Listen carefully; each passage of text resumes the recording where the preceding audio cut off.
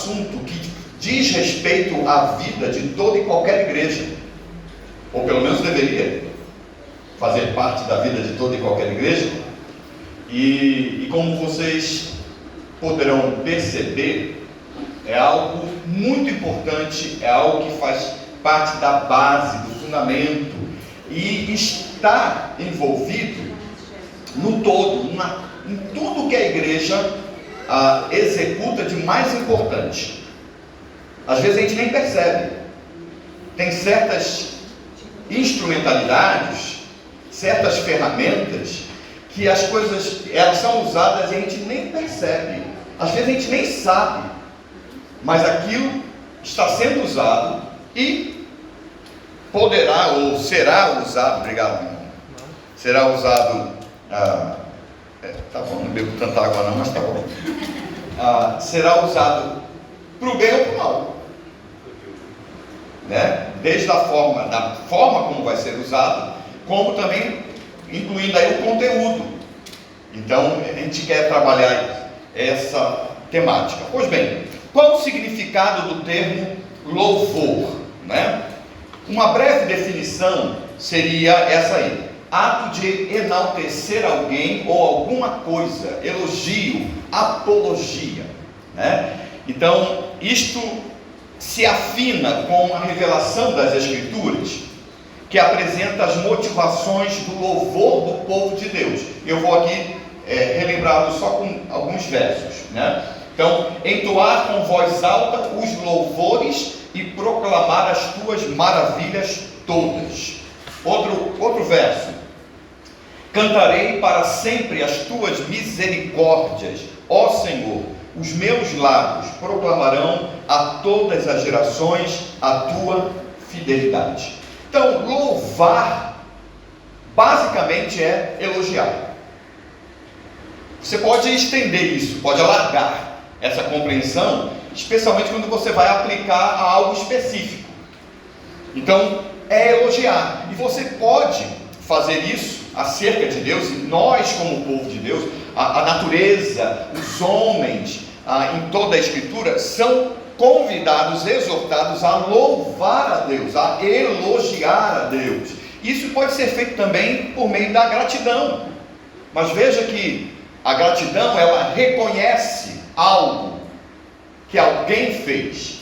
Ela reconhece e admite que recebeu algo de alguém, né? Então, quando a gente fala que vamos agradecer a Deus, a gente, sim, nós podemos louvar a Deus agradecendo por algo recebido, mas quando o fazemos, estamos reconhecendo quem Ele é, o que Ele faz, a sua presença, a sua ação constante no meio do seu povo.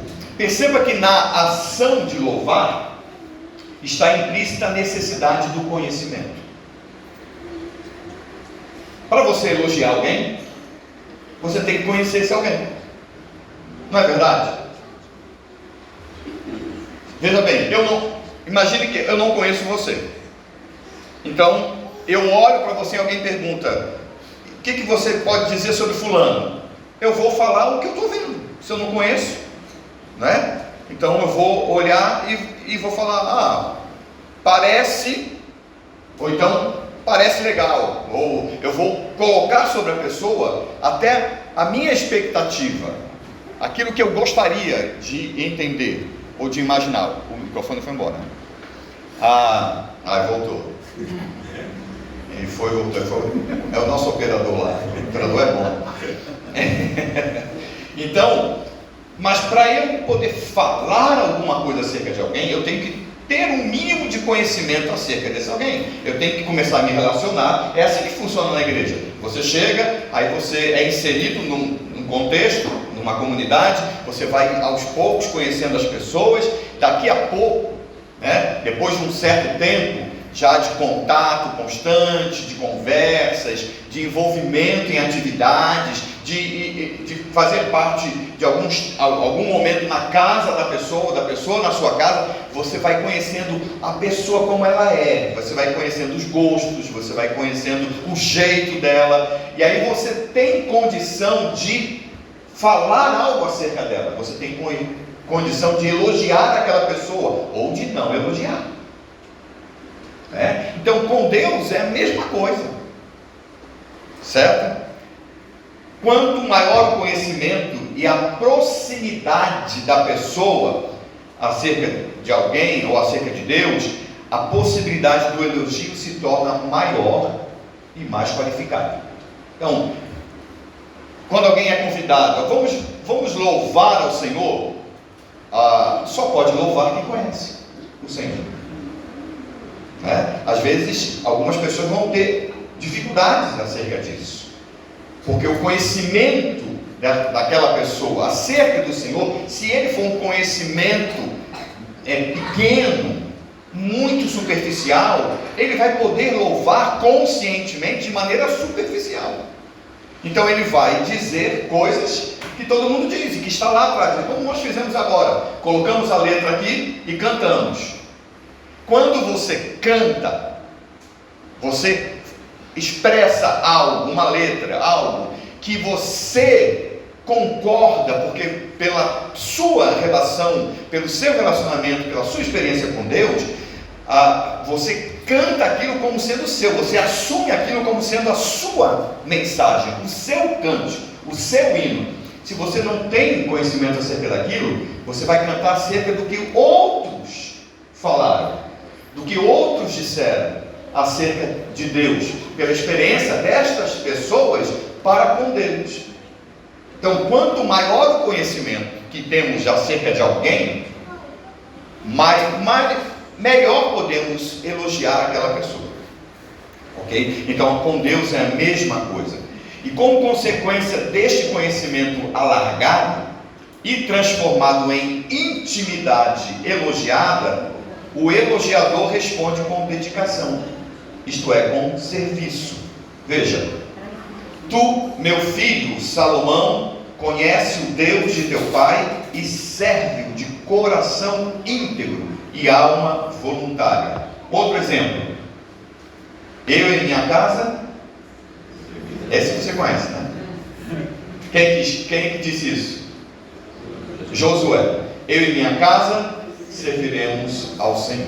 Então veja bem, o que nós encontramos nas Escrituras, e tanto relatado como experiência de pessoas, na relação dessas pessoas para com Deus, como também mencionado como ensino objetivo para o povo de Deus, que nós devemos nos aproximar do Senhor, devemos conhecer o Senhor, devemos, através deste relacionamento com o Senhor, então, consequentemente, elogiar o Senhor, certo?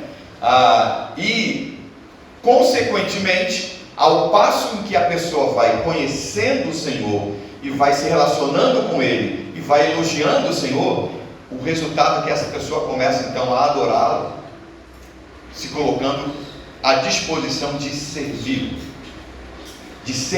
como parte do povo de Deus. Isso nós encontramos, meus irmãos e minhas irmãs, no Antigo Testamento.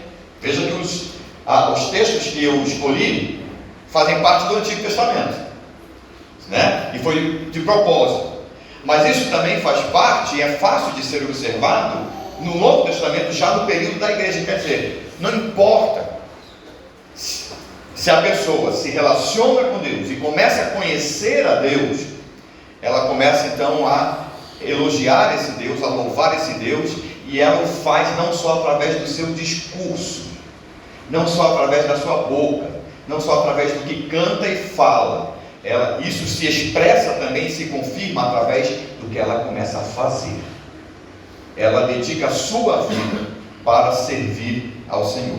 Então perceba que não há verdadeiro louvor sem o conhecimento adequado, né, daquele que é o alvo do louvor. Compreende isso? Nós estamos sempre juntos para louvar. Vocês estão sempre juntos aqui para louvar a Deus. Se não conhecer a Deus, como que pode louvar? A mesma coisa que é para com qualquer pessoa, é para com o Senhor, que é uma pessoa. Então, quanto mais você conhece a Deus, mais você pode falar acerca dele. Você não vai falar somente o que outros falam acerca ou falaram acerca dele. Você vai poder falar, você vai poder compartilhar do elogio de outras pessoas, porque você concorda com aquilo, porque você já viu isso na sua vida. Você está conhecendo esse Senhor. É preciso conhecer a Deus, o que implica em descobrir os seus atributos, as suas características, que apresenta a essência de sua pessoa. E ainda, conhecer seus propósitos e princípios, necessários para colocar o elogiador, aquele que elogia, aquele que louva, em sintonia com ele, para que nós venhamos a falar corretamente acerca de Deus, venhamos a elogiar adequadamente acerca de Deus. Então, para o louvor ideal, faz-se necessário um casamento. E eu quero considerar a importância desse casamento entre a teologia e a música, tá? É claro que eu não estou dizendo aqui que a gente só louva a Deus através do cântico, não. Acabei de mencionar que o serviço nas Escrituras, o servir de acordo com o seu dom, sua capacitação, é o que é mais repleto nas Escrituras, na revelação acerca de como alguém louva ao Senhor, de como alguém adora ao Senhor. Toda adoração se redunda no serviço, certo? Então, de alguma forma a pessoa vai estar envolvida com um serviço. Se você tem capacitação dada por Deus para servir em qualquer que seja a área, então a adoração coerente, ela vai redundar neste servir mediante a capacitação que você recebeu. E juntos nós podemos louvá-lo através do cântico, através da música. E é isso que nós queremos abordar aqui. Pois bem, a unidade entre a teologia e a música redunda em edificação. E este casamento revela a síntese da adoração. Teologia mais música igual a adoração. Em ambos, teologia e música, em ambos há conhecimento para ser compartilhado. Conhecimento distinto, o que possibilita a formação específica. Então alguém pode ser formado em teologia e alguém pode ser formado em música, ok? Então nós podemos unir essas coisas. E quando formamos alguém em teologia, a gente sempre vai buscar uma aproximação com a música pelas razões que nós estamos estudando hoje aqui, Mas alguém pode ser formado em música, ok, sem envolver teologia. E alguém pode ser formado em teologia, sem envolver diretamente a música. Mas também há conhecimento que promove interação, criando ideais, sentidos e parâmetros. A teologia empresta à música o conhecimento acerca de Deus necessário para elevar a música ao patamar de adoração. Essa é uma parte impressionante. Então, quando eu falo teologia, eu estou falando teologia partindo do princípio das Escrituras, de uma teologia estabelecida a partir das Escrituras. Então, não estou falando de teologia de conhecimento sem considerar as Escrituras. Estamos falando das Escrituras, Mas a teologia empresta à música o conhecimento necessário para levar a música ao patamar de adoração. A música pode ser usada, ela pode existir sem ser adoração, sem ser louvor, ok? Mas a teologia empresta a música, ou leva a música a este patamar. Ela empresta conhecimento para levar ou elevar a música ao patamar de adoração. E isto se dá, primeiramente, através da confirmação de que o Deus revelado pela criação existe, tem nome e projeto definido para um povo definido. Então essa é a primeira coisa. A teologia apresenta Deus. Então ela confirma a existência de Deus, ela afirma a existência de Deus, tá? Então dessa forma a admiração da beleza da natureza é transformada em contemplação do Criador. Você já admirou a natureza?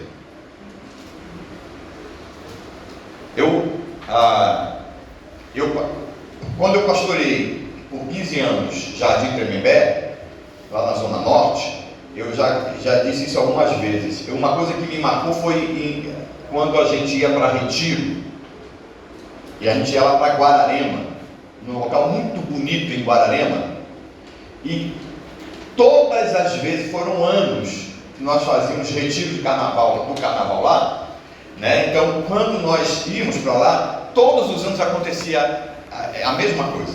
Tinha um local na casa lá no alto que o dono fez, um local de madeira bonito, que tinha uma visão assim fantástica, permitia ter uma vista fantástica do local, e o local era muito bonito. E eu, todos os anos, eu subia ali, eu pegava pessoas admirando, parado em silêncio, admirando a natureza. E aí sempre acontecia a mesma coisa. A pessoa percebia que eu estava ali perto, e ela falava: é lindo, né? Ou então, mas a pessoa completava de alguma forma dizendo: Deus é maravilhoso. Já aconteceu isso com você? Você está olhando a natureza, mas aí qual é o entendimento que você tem? A natureza, e as Escrituras falam acerca disso, o contemplar a natureza nos leva a adorar o Criador e não a criação. E isso acontecia com as pessoas. Elas estavam olhando a natureza, elas estavam olhando a vegetação, estavam olhando o céu, a montanha, estavam olhando o rio, estavam olhando aquilo lá. Mas ela, na cabeça dela, Deus era maravilhoso, Deus era inteligente, Deus era criativo. Deus, quer dizer, veja, a pessoa estava contemplando a natureza e elogiando o Criador. Ao elogiar o Criador, ela estava elogiando, consequentemente, a natureza, né? Então, isso se dá muitas vezes. Os céus proclamam a glória de Deus, Salmo 19, né? E o firmamento anuncia as obras das suas mãos. Um dia discursa outro dia, e uma noite revela conhecimento a outra noite. Não há linguagem, nem há palavras, e deles não se ouve nenhum som. No entanto, por toda a terra se faz ouvir a sua voz, e as suas palavras até os confins do mundo. É um poema fantástico de Davi, e ele diz: não há, você olha para a natureza e não há dialeto humano. Não há, você não ouve, ao contemplar a natureza, você não ouve português, você não ouve o inglês, você não ouve um dialeto, mas há uma linguagem que transmite conhecimento e que leva a pessoa a adorar o Criador, a louvar, a elogiar o Criador. É isso que Davi está falando, e é isso que acontece com as pessoas. Então a teologia, ela confirma a existência do discurso silencioso da criação, que revela a existência do Criador, e assim ela possibilita ao adorador, no caso nós, no texto o salmista Davi, compor, tocar e cantar o conhecimento, primeiramente observado e posteriormente aprendido. Tem uma música que minha esposa compôs, que é tocada, né? E às vezes algumas mini orquestras já trabalharam ela, porque ela fica bonita nisso, que fala sobre a cachoeira. É linda a música. Não fala sobre a cachoeira, tá? Menciona. A música não é sobre a cachoeira. mas mostra como que Deus é adorado através daquilo que Ele estabeleceu. E como nós podemos contemplar isso. É exatamente o que Davi e outros falam nas Escrituras. A teologia empresta à música o conhecimento acerca de Deus necessário para levar a música ao patamar de adoração. Em segundo lugar, através da identidade ao revelar seus atributos divinos. Veja bem, a palavra de Deus diz que nós devemos ou deveríamos adorar a Deus ao contemplar a natureza, porque a natureza, a existência da natureza e como ela é, revela que existe um Criador. Ok? É isso que as Escrituras vão afirmar. Só que a teologia, a partir das Escrituras, vai além disso, porque ela não só revela que existe um Criador, que existe um Deus Criador, ela revela quem é esse Deus. Ela diz como Ele é. Veja bem, veja se você concorda comigo. Imagine que você está diante da natureza. E a gente que mora em São Paulo, quando vai para diante da natureza, a gente tem uma reação mais... eu acho que no geral, por isso que eu via sempre essa reação dos membros da igreja. Ficava, porque não é comum todo dia estar diante da natureza. Eu pastorei 7 anos em Manaus, no Amazonas, aí já é outra história, né? Porque o pessoal está constantemente junto com a natureza. E aí, imagine que você está diante da natureza. Você está contemplando a natureza. Vamos lá, um exercício. Contemplando a natureza. E lhe vem à mente o Criador. Ok. Diante do que você contempla na natureza, o que você pode falar acerca desse Criador? Do que Ele é? Quais atributos, quais características do Criador a natureza revela quando ela é contemplada? Grandioso. Como? Poderoso, é claro, né? Olha quanta coisa. Criativo, né? Inteligente, né? Ordeiro, porque isso faz parte do salmo que nós acabamos de ver. Um dia discursa outro dia. 24 horas, e o que acontece constantemente? Lua, sol, chuva, planta, tudo acontece de forma ordenada. Então Ele é um Deus ordeiro, um Deus organizado. Percebe? Você consegue perceber algumas características e alguns atributos do Criador, olhando para a criação. Mas para aí. Você não consegue, por exemplo, saber que Ele é santo. Você não consegue saber que Ele é justo. E muitos outros atributos que só o contemplar a natureza, você não vai ter esse conhecimento. Você não vai saber, a natureza não vai dizer o nome dele é. A natureza não vai falar acerca de Jesus Cristo. Não vai falar acerca do Espírito Santo. Não vai falar acerca da Trindade. Você precisa de um conhecimento que vai além da natureza.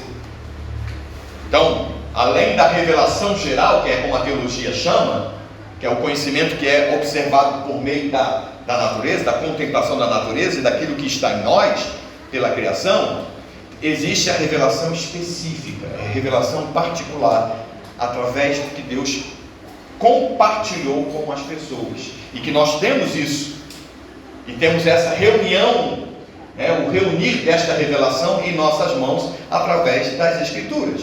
Então a teologia, ela revela a identidade daquele que deve ser adorado. ela destaca suas características, como onipotência, onisciência, onipresença, santidade, amor, justiça, fidelidade e assim por diante. Vamos ver 2 versos. Ó Senhor, Tu és o meu Deus, exaltar-te-ei a Ti e louvarei o Teu nome, porque tens feito maravilhas e tens executado os Teus conselhos antigos, fiéis e verdadeiros. Veja que o motivo do louvor vai além do contemplar a natureza. Ele sabe de algo que já foi compartilhado anteriormente e ele está levando isso em consideração. Vamos a uma reunião de alguns versos do Salmo 145. Exaltar-te-ei, ó Deus, meu e Rei, bendirei o teu nome para todo sempre. Benigno e misericordioso é o Senhor, tardio em irar-se, de grande clemência. Justo é o Senhor em todos os seus caminhos, benigno em todas as suas obras. Profira minha boca louvores ao Senhor, e toda a carne louve o seu santo nome para todo sempre. A teologia, ela traz esse conhecimento, que agrega, que dá norte, que dá sentido, não é? Para a nossa adoração, para o nosso louvor acerca desse Deus criador e sustentador da realidade, dizendo quem Ele é, o que Ele planejou, o que Ele está executando, o que Ele espera de nós, e assim por diante, né? Agora, em terceiro lugar, através do conhecimento do que é o homem e tudo que fora criado e qual o propósito da sua existência e ainda como viver esse propósito.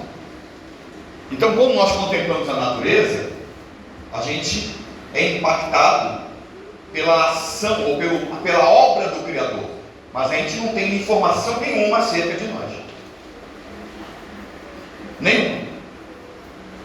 Nós precisamos do conhecimento que vem das Escrituras, que a teologia então organiza e nos apresenta acerca do que Deus, o que nós somos. Nós somos criaturas de Deus. Deus nos criou. Como? Para quê? E assim por diante, né? Então a teologia dá a música.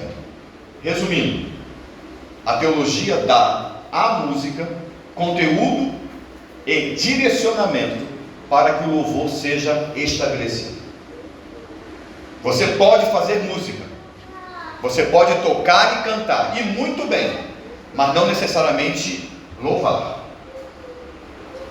Eu não estou falando só do coração, estou falando do conteúdo também, certo?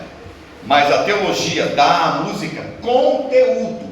Agora estou falando de conteúdo e direcionamento para que o louvor seja estabelecido através da música, tratando inclusive do perfil do adorador, moldando esse adorador para que ele seja e tenha a disposição correta de louvar o Senhor.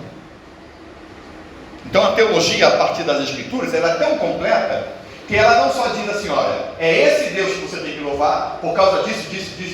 Não, ele fala, você é isso, você tem esse relacionamento com ele por causa disso, você tem que louvá-lo, e você tem que louvá-lo assim. Você tem que fazer desse jeito. Isso agrada ao Senhor. Então a teologia concede esse conteúdo à música, para elevar a música a patamar de adoração. Por outro lado,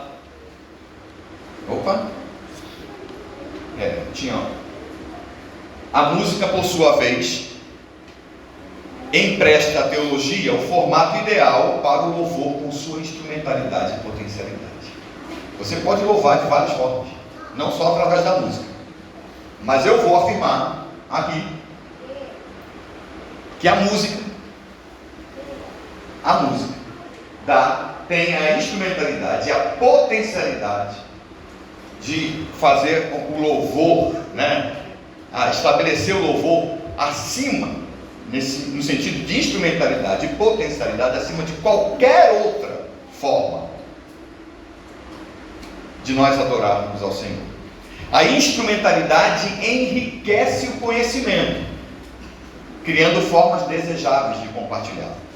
E por sua vez, a potencialidade estabelece aprendizado quando ele inculca com maior eficácia a mensagem.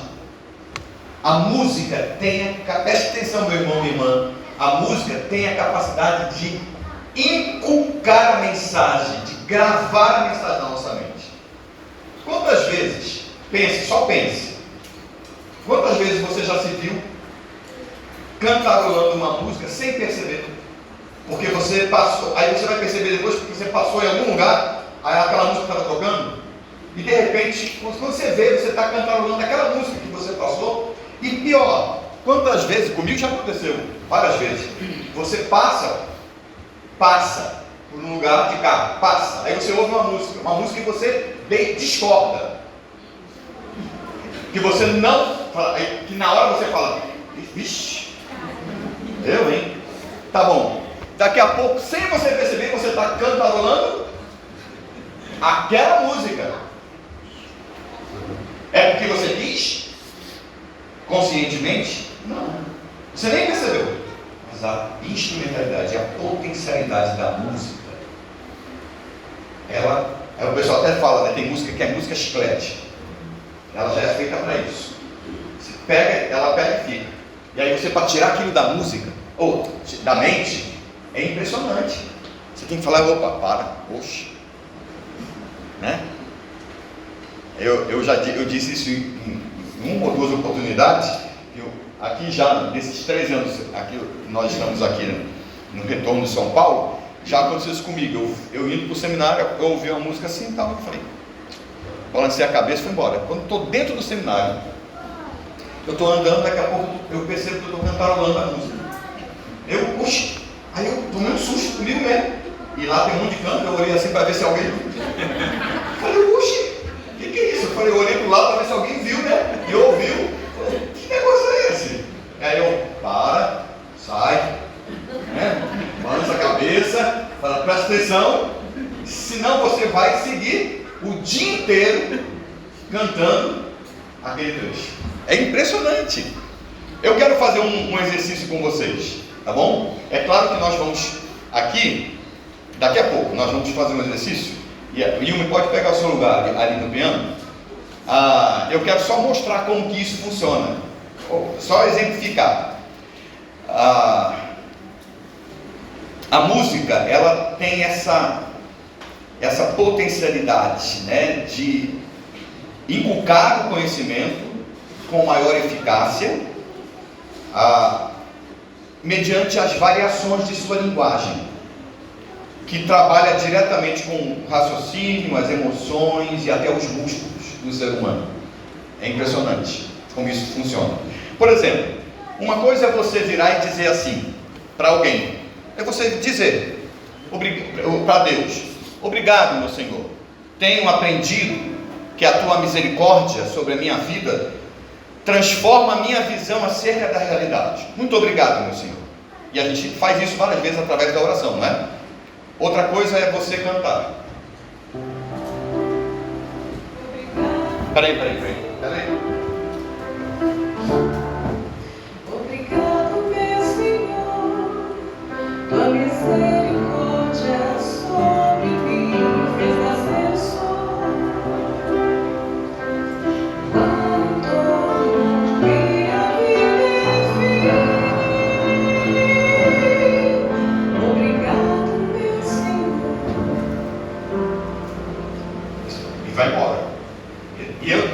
E não pensa assim, não, mas é porque ela que está cantando. Não, estou falando da instrumentalidade, da potencialidade da música. Uma coisa é você falar algo que daqui a pouco você já esqueceu. Outra coisa é você cantar aquilo, e aquilo parece que fica. E nós vamos provar isso daqui a pouco. Aquilo fica.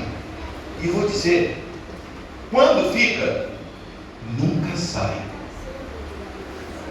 A não ser que aconteça algo extraordinário com a saúde da pessoa. Caso contrário, nunca sai. Fica lá. Né? Uma coisa é você ensinar. Você pega a criança, por exemplo, ou o adulto também, diz: vamos decorar os nomes dos discípulos?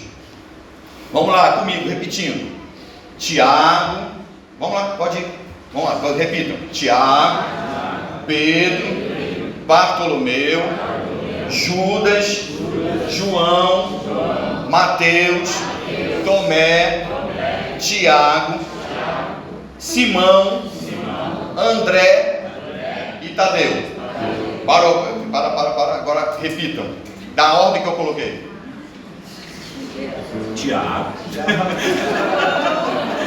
E quando muito, Tadeu no final, né? Percebe, ó? Quantas vezes você tenta decorar algo assim? Tem gente que tem mais facilidade que outros. Eu tenho um filho que tem facilidade para decorar, certo? Eu tinha facilidade para decorar, hoje nem tanto. E eu decorava. Só que quando eu decorava por um período. Depois de um período, já era, eu esquecia. Agora, outra coisa é quando nós somos ensinados. Eram os 12 apóstolos, por Jesus chamados, Tiago, Simão, Pedro e Bartolomeu. Conhecem a música? Não conhece? Olha, quando você nasceu, quando você foi empossado pastor, eu nem nasci com ela. Por isso que não tinha essa música. É uma música que, na nossa infância, né? E eu vou até lembrar algumas músicas aqui. Na nossa infância era ensinada para as crianças. Se usava a música para ensinar as crianças. E o que acontece? Se você chegar numa atividade, isso já vi isso acontecer. Está numa gincana bíblica. Alguém fala os discípulos, a pessoa não sabe. Aí alguém lembra da música. E ela vai. Eu já vi alguém respondendo cantando. Ninguém disse que não podia.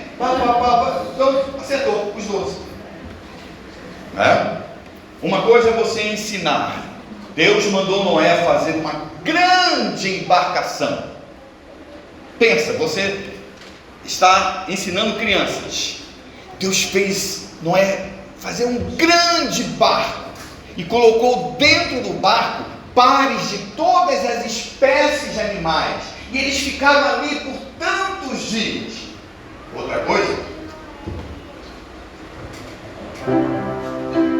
Imagine só que grande confusão. Tantos animais na mesma embarcação. O gato com o rato dividindo o mesmo quarto. E o pobre Noé correndo atrás do pato. Se assim ocorresse, isso seria interessante. Jacaré dormindo com o elefante. A macacada toda pendurada na escada. E o boi mugindo andando solto pela arca. Será alguém na arca de Noé? O sapo usava talco pra chulé. A girafa conseguia seu pescoço esticar. E a hiena se encontrou em gargalhar. Será que lá na arca de Noé teria pulga e bicho de pé? Coça para lá e para cá, que confusão.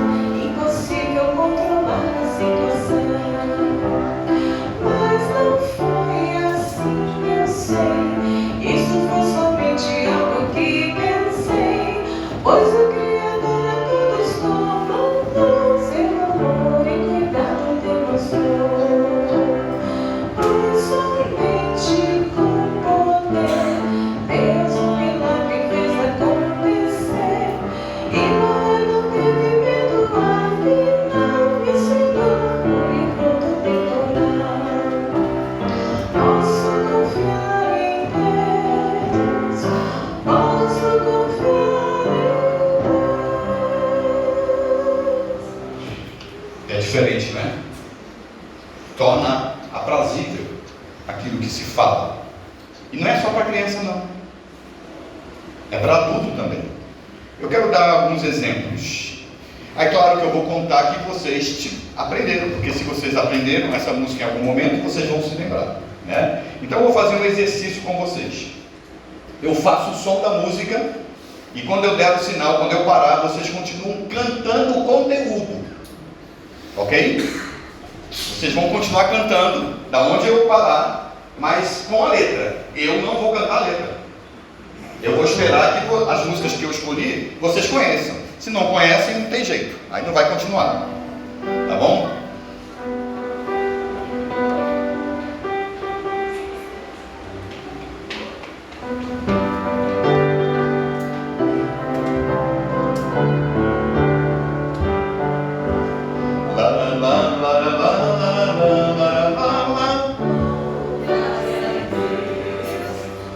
É isso aí, alguns sabem, né?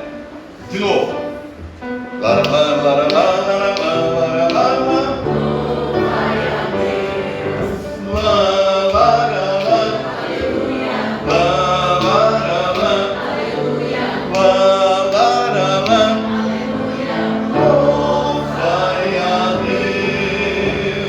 Vamos para outro exercício, quase que não foi, né? Vamos lá.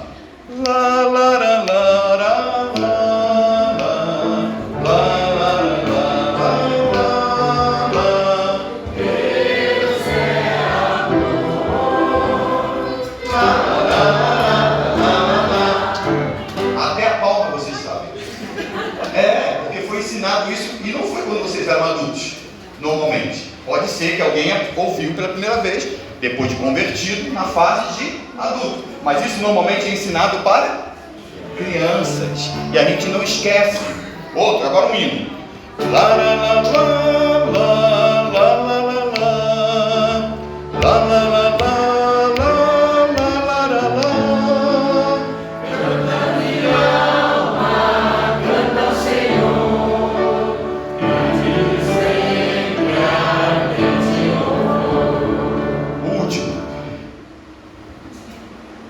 Aí a música aí. Eu já estou querendo subir mais.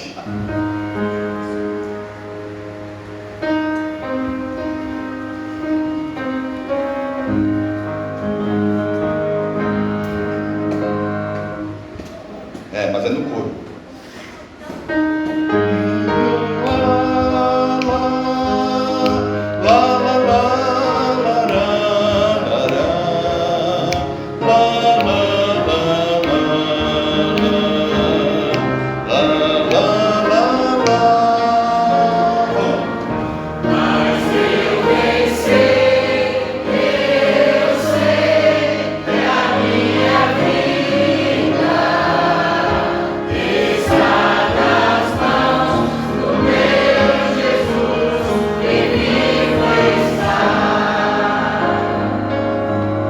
Percebe a instrumentalidade e a potencialidade da música? Você sabe o conteúdo. Mas por que sabe? Por que gravou? Como tem facilidade? Basta ouvir para você se recordar. Veja que eu não cantei nenhuma vez o conteúdo, mas você sabia o conteúdo. A música tem essa instrumentalidade. A instrumentalidade da música enriquece o conhecimento, criando formas desejáveis de compartilhar, e ela potencializa o aprendizado, inculcando o conhecimento, inculcando o conteúdo. Então, a música, ela possui, três elementos. Eu acho que já foi aqui, mas três elementos básicos, e esses elementos mexem conosco o tempo inteiro. Cada um desses elementos atinge uma parte do nosso organismo: ritmo, melodia e harmonia. O ritmo é o esqueleto da música. A passagem do tempo na música, ela mexe com uma parte específica do nosso organismo, os nossos músculos. Já a melodia é uma sucessão de sons que mexem com nossas emoções. Veja bem, para mudar de vida, para ser uma nova pessoa, é necessária a ação do Espírito Santo. Mas para fazer um auditório chorar, basta a música certa. Não precisa nem de conteúdo, basta a música certa. E não é só chorar não. Se temos a melodia como sons sucessivos, uma nota, depois outra, nós podemos dizer que a harmonia são melodias juntas, como sons simultâneos. Então, nas 4 vozes do coro, cada um canta uma melodia, e a combinação é a harmonia. Então, a harmonia mexe com o nosso intelecto, com o aprendizado, com a criatividade, que é característica da raça humana.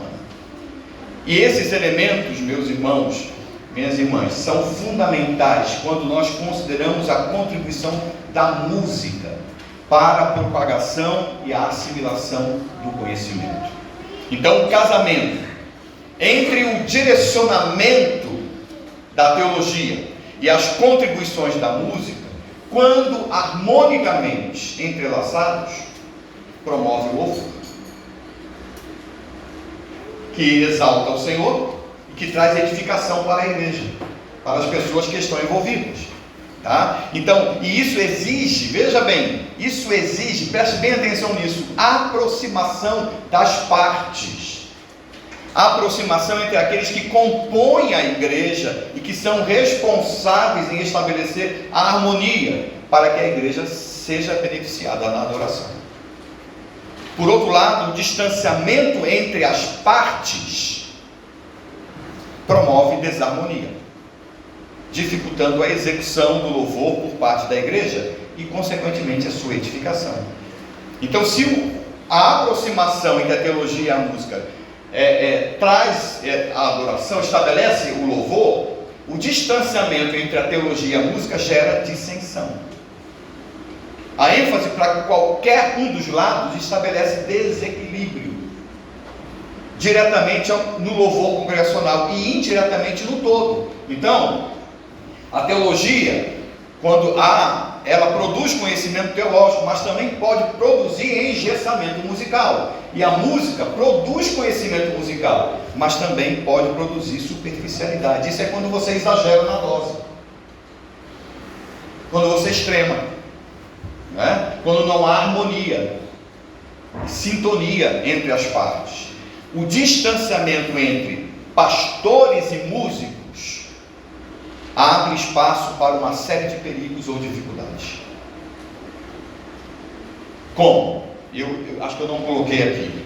Deixa eu ver se eu coloquei. Não coloquei. Tá bom. Mas eu vou mencionar para vocês rapidamente alguns perigos e dificuldades. Esforços por propósitos distintos atrapalhando a vida da igreja. Insubmissão organizacional. Preconceito quanto ao papel da música, gerando indiferença ou perseguição. Conteúdo musical superficial, dificultando o amadurecimento da igreja. Conteúdo musical errado, prejudicando o ensino das igrejas. Louvor com formato estranho à identidade da igreja. Engessamento na adoração, tornando o louvor desinteressante. São alguns dos exemplos. Às vezes há situações, há igrejas, em que o púlpito ensina uma coisa e a música, quando chega o momento de cantar, está ensinando a outra coisa. Não estou dizendo que é o que acontece aqui não, tá?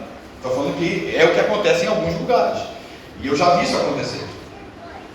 Estando para pregar no local, e aí eu percebia um direcionamento. E eu conhecia o direcionamento do púlpito, através do Ministério Pastoral. Numa linha, e a música ensinando uma outra realidade, uma outra cultura, uma outra teologia. Algo que entrava em conflito. E aí com o que a igreja fica? Quando o púlpito ensina uma coisa e a música ensina outra, ouça bem isso aqui, que eu vou perguntar para vocês agora. Com o que a igreja fica? Conscientemente, as pessoas podem até dizer com o púlpito, porque no geral, há aquela compreensão de que a pregação da palavra é o que dá direcionamento para a igreja, ok? Dependendo da igreja, mas no geral é isso aí. Mas isso conscientemente, se a pessoa parar para responder assim, ela pode falar com o púlpito, nesse sentido, entre um e o outro. Mas na prática, É com a música. Porque você não lembra, dificilmente vai lembrar, e vai poder me citar, por exemplo, aqui, se eu perguntasse alguma parte específica do que foi pregado há 3 domingos atrás aqui.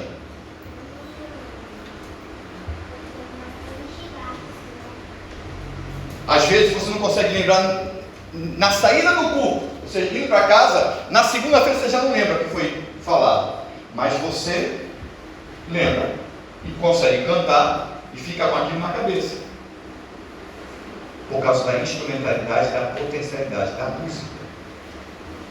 A música grava, faz gravar, você acaba ficando, mesmo que inconscientemente, com o que se canta. Talvez a maior... Oxi, saiu aqui. Não, está lá. Talvez a força motriz desse distanciamento entre a teologia e a música seja uma pressuposição equivocada de ambos os lados. Não estamos tratando somente de ensino ou doutrina, nem simplesmente da arte de tocar e cantar, mas de adoração ao Senhor. Não importa se é através da música, se é através do ensino, se é através da pregação, se é através... Não importa a forma, o meio que nós estamos fazendo. Nós estamos tratando de adoração na igreja. Então, quando nós lidamos com adoração, em especial com louvor congregacional, que é quando nós nos reunimos para louvar ao Senhor juntos, nós estamos falando de igreja. É o seu louvor ao Senhor, o que implica em sua glorificação, atendendo ao propósito da existência da igreja. A igreja não existe para produzir música, nem para simplesmente ter conhecimento teológico. A igreja existe para viver a sua vocação de adorar a Deus, dentro da missão que o Senhor estabeleceu para ela, o que envolve a música, o que envolve a teologia, né? E aí tem o verso: vós, porém, sois raça eleita, sacerdócio real, nação santa, povo de propriedade exclusiva de Deus, a fim de proclamardes as virtudes daquele que vos chamou das trevas para a sua maravilhosa luz. Essa é a tarefa da igreja, e essa tarefa envolve objetivamente a identidade da igreja. É a ação de louvar da igreja local. Olha aqui, quantas igrejas nós temos nessa região? Mais ou menos. Alguém consegue dizer? Nessa região aqui, umas 10? Bom, tá bom. Quando esta igreja está louvando ao Senhor, é o louvor desta igreja. Assim como outra que estiver por perto, é o louvor daquela igreja. Cada igreja tem sua identidade. Eu não estou falando só doutrinária, não. Estou falando em todos os sentidos. Cada igreja local é composta de pessoas. É uma comunidade específica. E cada igreja adora ao Senhor e louva ao Senhor de acordo com a sua realidade. Com a sua realidade, inclusive musical. Né? E aí, dentro daquilo que vocês são, vocês têm que adorar o Senhor da melhor forma possível. Então, se hoje, os instrumentos que eu estou vendo aqui, né? Um carrão, um violão e um piano, se esses são os instrumentos que vocês possuem e que podem adorar o Senhor, essa é a adoração de vocês, e vocês têm que adorar o Senhor com esses instrumentos da melhor forma possível. Se daqui a alguns poucos anos, 2, 3 anos, 4, 5 anos, vocês vão ter uma mini orquestra, então aí a identidade de vocês, veja que já teve uma mudança. E aí vocês vão adorar o Senhor com a mini orquestra da melhor forma possível. Cada igreja com a sua identidade, adorando ao Senhor. E para que essa tarefa seja realizada da melhor forma possível, em coerência com a realidade da igreja, faz-se necessário esse casamento entre a teologia e a música, né? A música com seu papel de expressão e impressão, criar ambiente e fixar conteúdo. usando de sua potencialidade, e a teologia como expressão coerente da revelação divina, elevando a música ao patamar de adoração. E aí a sintonia entre ambas as partes, conteúdo, forma, liderança, né? E aí a palavra para os pastores, né? Assim, esses aqui não tem problema não. Mas eu já falei sobre isso em um local, e aí para pastores, e os pastores falaram, mas eu não sou músico. Eu falei, não tem que ser músico, necessariamente. Ok? O pastor precisa ser músico? Não. Mas ele, em primeiro lugar, nada impede dele aprender mais sobre, ok? Nada impede. Mas ele não precisa ser músico. Ok? Mas ele é a pessoa, ou ele, ou o corpo pastoral da igreja, é a pessoa responsável que mais deveria entender e ensinar a igreja acerca do que é louvar. Concorda comigo? Quem é que ensina a igreja? Quem é que prega a igreja? Quem é que pode ensinar a igreja sobre louvor? O que é louvar ao Senhor? O que é adorar ao Senhor? Isso não vem do púlpito? Isso não vem do ensino? Isso não vem do ministério pastoral? Então, o pastor, ele não necessita ser músico, mas ele pode e deve se aproximar de quem é músico e discipular essas pessoas para aprender a louvar ao Senhor. Então esse é o papel da teologia, ou da parte que lidera o lado da teologia. E existe o outro lado, que é a parte do músico, em se esmerar, em se preparar, em se qualificar, em se submeter, em ter harmonia com a liderança, né, pastoral, em estar em sintonia. E aí, sintonia sobre o que se canta, como canta, e tudo isso. E isso cria uma potencialidade, né, para o crescimento teológico da igreja, o crescimento e a capacidade da igreja a adorar ao Senhor através da música é impressionante. E a consequência disso, desse casamento, é a edificação da igreja e o preparo de constantes pessoas para ajudar a igreja a crescer cada vez mais no louvor ao Senhor, né? Então esse casamento é fundamental, a teologia e a música. E era isso que eu queria compartilhar com os irmãos aqui, né? Para trazer a possibilidade dessa reflexão de algo que faz parte da vida de todo e qualquer igreja, mesmo quando a gente não pensa, mesmo quando a gente nem se toca, mas está lá, e que pode ser benéfica ou maléfica para a igreja, de acordo com o conhecimento e com a prática que se tem. Que Deus abençoe vocês, né? E que esse crescimento continue para a honra e glória dele. Amém.